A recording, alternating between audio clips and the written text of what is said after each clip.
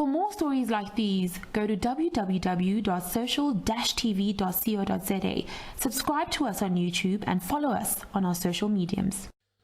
It's not often you meet an individual who has survived the fight against cancer to then live and tell that story. What makes this story even more inspiring is then that person goes on to play a crucial and vital role in the lives of others. I'm talking about Roeshdien Jaz. He is a creative, he's an integral coach, leadership development specialist, an activist, and recently he partnered with an incredibly well-known lyricist who was originally from Cape Town but now resides in the Netherlands. I'm talking about EJ van Lyric. And they, under the hashtag Music with a Purpose, in association with the Ihata Shelter, has developed a song that talks about the abuse of women and children. I have a chat to him on my social newscast, Sam Marshall, brought to you by www.social-tv.co.za. Roeshdien, thank you very much for your time. Now, for those that don't know, you're in actual fact more than just a musician. You're also an activist. And in many ways, actually, a person with a very strong community sense. You're part of the mix culture. You've been part of it for years, mentoring young musicians. Before we talk about the song that you've released, but just talk to me about the kind of thinking. Why are you so people-driven? Why are you so centered around the human condition? I am fundamentally and in perpetuity passionate about two fundamental things, music and people development. And both of them are anchored in the core values of Ubuntu, which is I am because you are. I believe that I'm a co-creative, not a creative, because nothing I've had the privilege of manifesting and achieving has been without, first and foremost, God and another human being. And I think that it's time for us to return to African wisdom. You know what I mean? There's so much wisdom that Africa has to offer, and that's been the governing principles in terms of how I choose to show up in terms of mindfulness, not perfection, in all my capacities, whether it's in the leadership and people development space in the corporate environment, or whether it's in my private practice called Fit for Purpose as a practitioner coach, which I've taken online now given the dynamics of COVID-19, and it's going really well. And then, of course, in the capacity of being a conscious creative, and a musician. So, yeah, those are the core principles, deeply anchored in the spirit of humanity and Ubuntu, so, yeah. It must be interesting. I know if you don't come from that background, from that discipline, it must be incredibly difficult to find your passion and then be incredibly creative from a music perspective. But you have found this perfect balance to be able to commercially make music and then also play in the role of mentor. How did the relationship, how did that relationship start, seeing that I have the ability to impact others?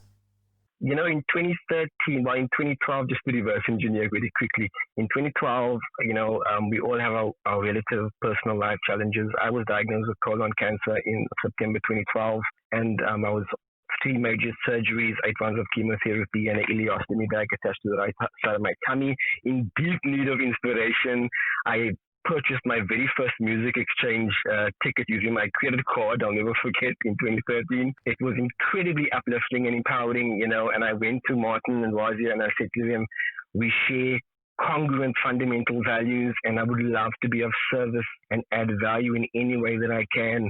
And the rest is history. Today I have the privilege of being an ambassador for Music Exchange, sitting on the board of Music Exchange, having the privilege of connecting with precious souls like yourself, Sam, through Music Exchange as well. You know what I mean? And if you take a look at it from the macro perspective, you'll notice it's all anchored in Ubuntu. It's all anchored in I am because Sam is. You know what I mean? It's all about collective consciousness and how can we elevate and support each other, particularly during these times of deep turbulence and uncertainty. It's time for us to come together, And I live my life predicated of 4 hashtags: act from awareness, mindfulness, not perfection, balance, not perfection, progress, not perfection. The only human being we need to be competing with is who we were yesterday.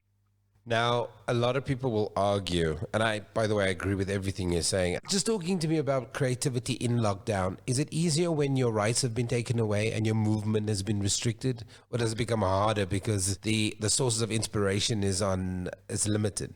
I think from a resource and a logistics perspective, there's definitely been impact. But in terms of having the ability to, and I know this is not easy for everyone. You know, that's why I'm so passionate about people development and coaching to elevate awareness, but to have the ability to pause. Because I think from a macro perspective, I think that COVID has come to really remind us, you know, that life's not perfect, and with every single generation that has been predecessing generations, they've all had their challenges and the opportunities that accompanied those challenges. For example, I had read this amazing, profound article on Harvard Business Review a couple of months ago that Isaac Newton, rest his soul, conceived the law of calculus and relativity during the bubonic plague in 1665, when they were under lockdown, and Cambridge University, everyone was forced to go home and basically self-isolate, you know, and it was during that very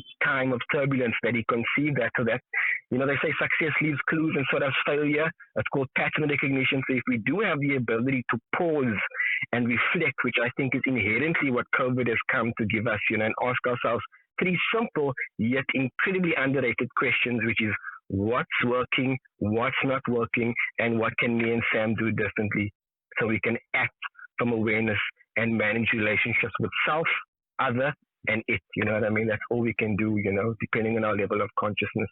Talk to me about this collaboration, this international, this global collaboration between, is it fair to still say Slaapstad? Or do people in Cape Town, are they just downright offended by it now? Or should we just say Kaapstad, Cape Town, and the Netherlands? Are you okay with the word Slaapstad, or are you pushing back on that word now? You know, I think it depends on the context and the scenario. But I think there's enough place for all kinds of narratives under the sun. It all depends on what's true north on your compass and what's your value system, you know what I mean? But yeah, I think there's definitely been opportunities for Kaapstad to slap. And there's also been opportunities for Kaapstad to emerge, you know, with ingenuity and innovation and progressive thinking. So yeah, it's a balancing act, really, you know. So how did this collaboration come around? Because you're under lockdown, there's a ton of things happening, and then there's this collaboration between yourself, somebody who's originally from Cape Town, by the way, and now who permanently resides in the Netherlands, and yourself, and you develop what? What did you develop? To reverse engineer very quickly and briefly, so I've always been a disproportionately huge fan of Goddessa, and they are Cape Town's iconic all-female hip-hop trio, part of the pioneer movement of hip-hop, particularly from a female perspective, you know, in using music as a medium for social change and transformation. And I remember when I had the privilege of being in music school, one of my lecturers was Grenville Williams, who is now Jack Paro's bass player. And I used to sit in the studio, and obviously he was part and parcel of the whole Goddessa collective, you know, as a producer as well as EJ. And I sat there and just watching them mix and master, and I spoke to God silently, and I said to myself, you know what, with God's grace and mercy in divine time, I'm going to do my best to keep the Goddessa spirit alive. And the added bonus would be the opportunity to co-create with AJ Von Lyric, who's hands down one of my all-time favorite female MCs. And to quote Chuck D, she's rated by Chuck D from Public Enemy as one of his top 5 female MCs of all time. And it's been a labor of love. It's been a 2-year project. I recorded my vocals in Cape Town, she recorded her vocals in the Netherlands, and then she came down momentarily for about 3 weeks last year, and I managed to quickly arrange a photo shoot for us, and then I dropped her at the airport, and then 2 years later, you know, we brought out a single called Want What You Can't Have, which is quite a compelling title given the dynamics of COVID, because lots of us want what we can't have over the last couple of months. But more specifically, is a hashtag attached to it, and it's called Want What You Can't Have, hashtag music with a purpose, in association with the Ihata Shelter for Abused Women and Children. And Nuran Osman is the director there, and one of my dear, precious friends. We've been friends for years, and we've collaborated together in retrospect in terms of me raising awareness about the precious work that the Ihata shelter is doing, particularly during these challenging times, to support, heal, and empower abused women and children. And as you know, Sam, we've just emerged out of Women's Month, and I personally believe that there should be a consciousness around the preservation of our women and our children beyond just Women's Month. You know what I mean? And so, the objective was to create an awareness using this song and this collaboration about the Ihata shelter and many other organizations that are doing the real heroes on the front line that are continue to do the challenging work during these times to elevate awareness, and then all the digital download sales proceeds goes towards the Ihata shelter, and it's available on all major digital platforms, and that is part of mine, EJ's legacy, because that will continue long after we're gone in perpetuity.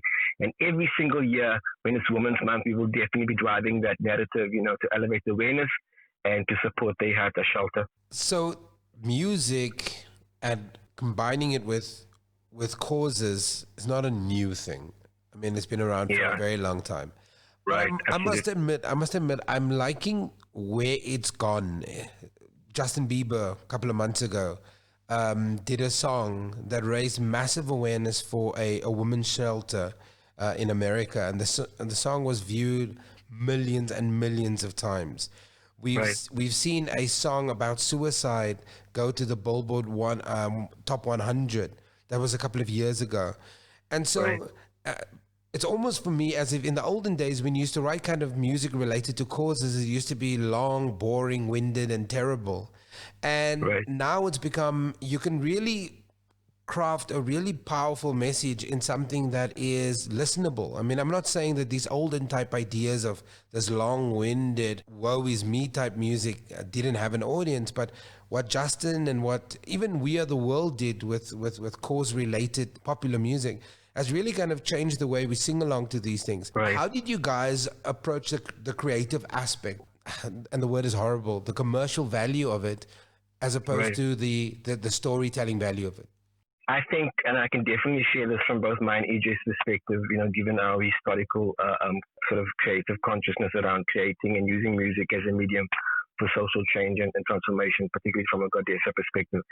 I think 3 core metrics is always the underpinning values for me when I create is self-awareness, social awareness, and you mentioned it now, and commercial awareness. So the fundamental intention was to create something that people can dance to and get uplifted and have fun, because that's a challenge right now in terms of the psychological headspace we're in at the moment.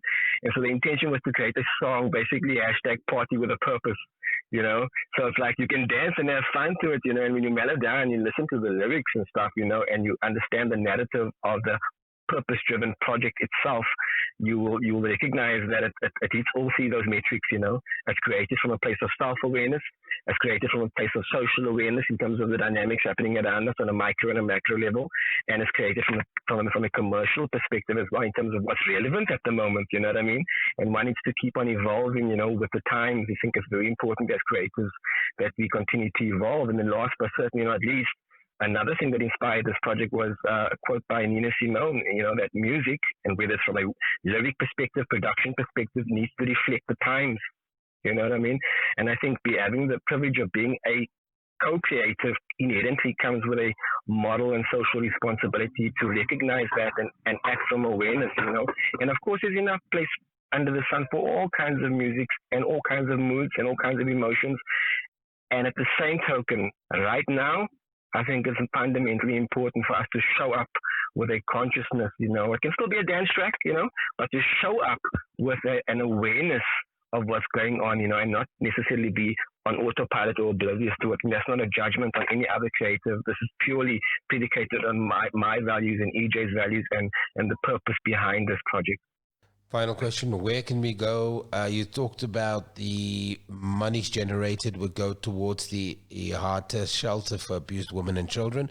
But where can you go if you want to download, buy it, stream it? Obviously not illegally. You've got to spend some money. Where would you go? Right. So it's literally available on every single one of your favorite platforms from Deezer, Spotify, Amazon, Google Play, iTunes, Apple Music, and it's Roeshdien Jaz featuring EJ Von Lyric, Want What You Can't Have, the remix. And like I said, all the digital download sales proceeds will continue to go towards the Yata Women's Shelter in Heidelberg on the Cape Flat.